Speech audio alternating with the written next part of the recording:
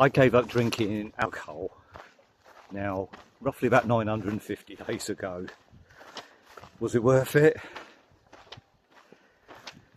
Well, I'm not trying to convince anybody what to do. This is just my experience.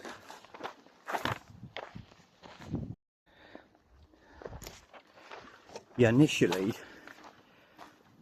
it was I think it was probably leading up to October, November time, about 2003. Well over 2.5 years ago now. I was sort of thinking about it. I realised it was a bit of a problem. It was. I'm probably like a lot of drinkers. You know, you go out for a good bender with your friends, and you end up wasting the weekend. You know, if you go out Friday, Saturday night, you know. But it gets worse as you got older. It got worse, and it was wasting too much time.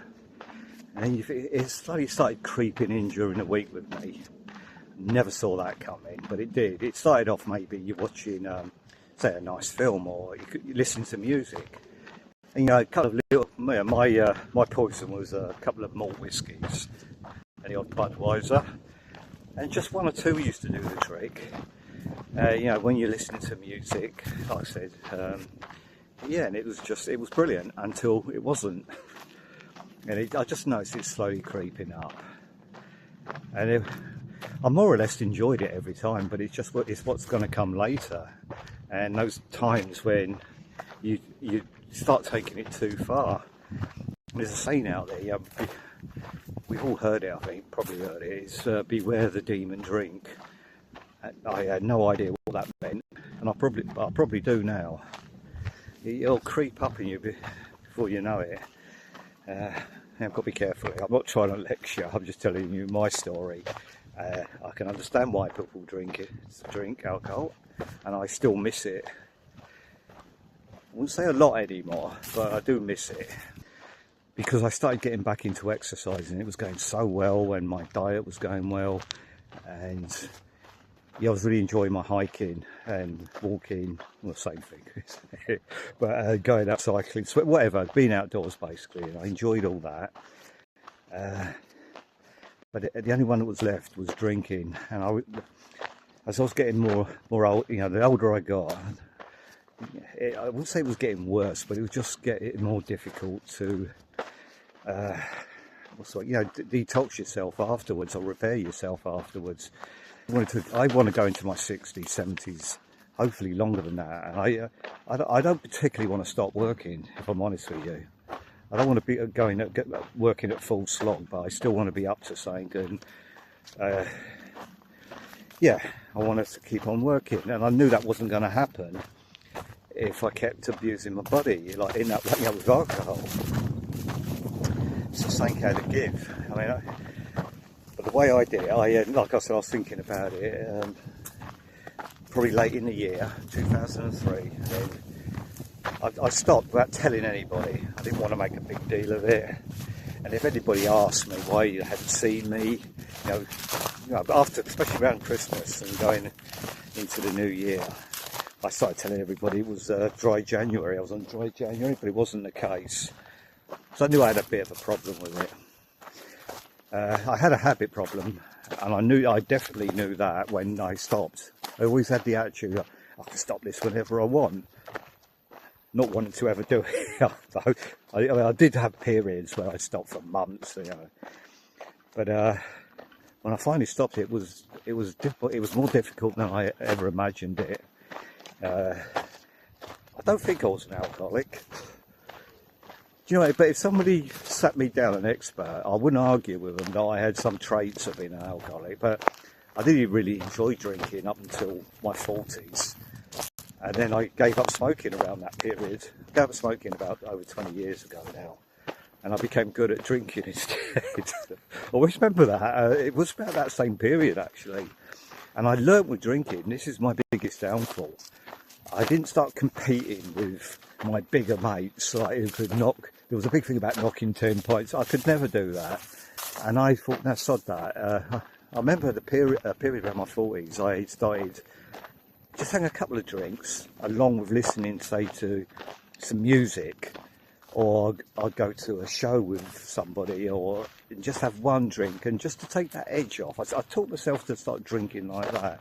And believe it or not, I think that led to me getting a bad it becoming a bit of a habit, and not a pleasant, well, a bad habit, because I started enjoying my drinking too much, basically. Anyway, it had to go.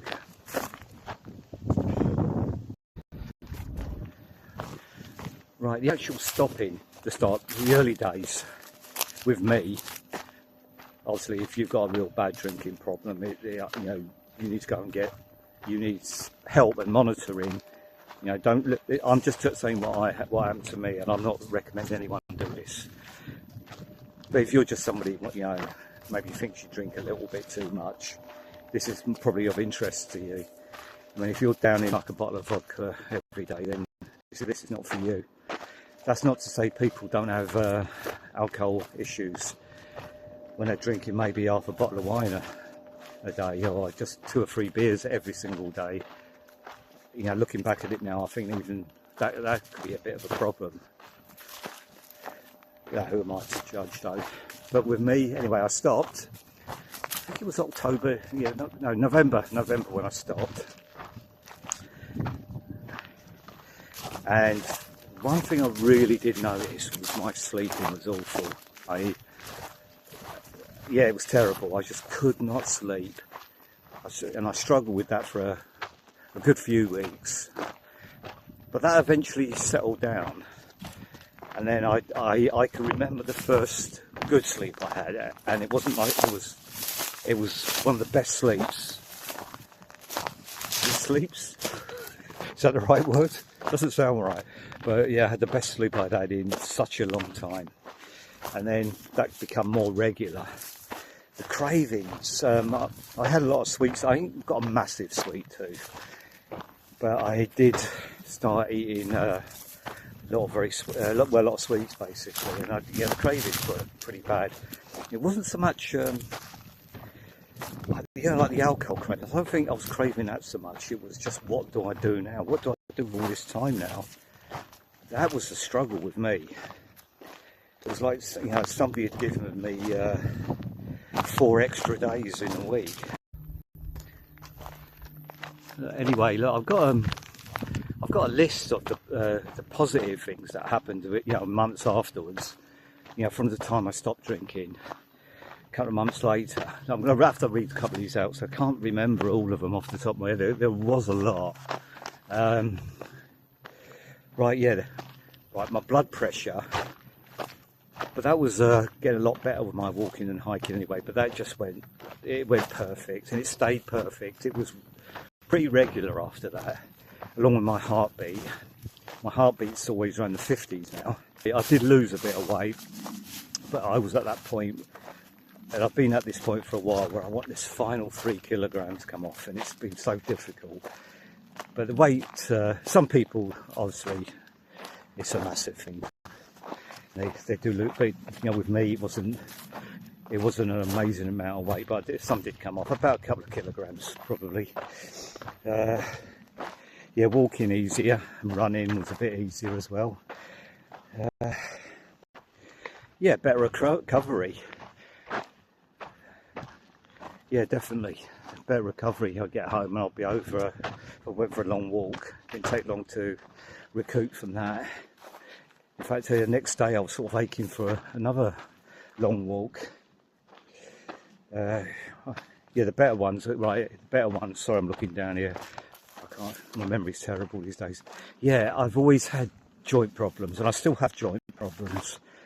And I've got a little bit of arthritis. I can just maintain that and watch my diet and do what everybody does. But inflammation, I am convinced that has come down a hell of a lot. I mean, I'm talking 2.5 years on now, and I was getting pain in certain joints where I thought, there's no way that's ever going to go. That's permanent now. That's for life. And some of them have just nearly totally gone now. I'm over the moon about that. Yeah, especially this one on my knee, and I thought, I'm just going to have to live with it. And everything was sort of working. You know, I didn't give in to it, I still kept walking or doing certain exercises, but I was sort of having to work around it. But yeah, it's fantastic now. And my joints in my shoulder, I actually had injections in my shoulders at one point, cortisone, because the joints were that bad.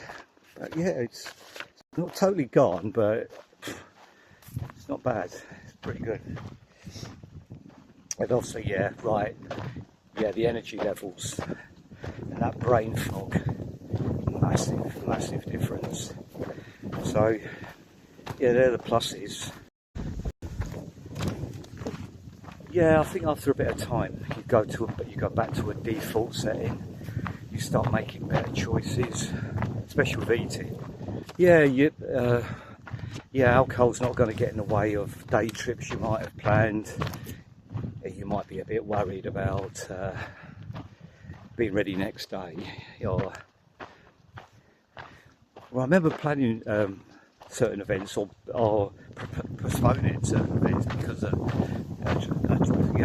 kind of drinking session was coming up.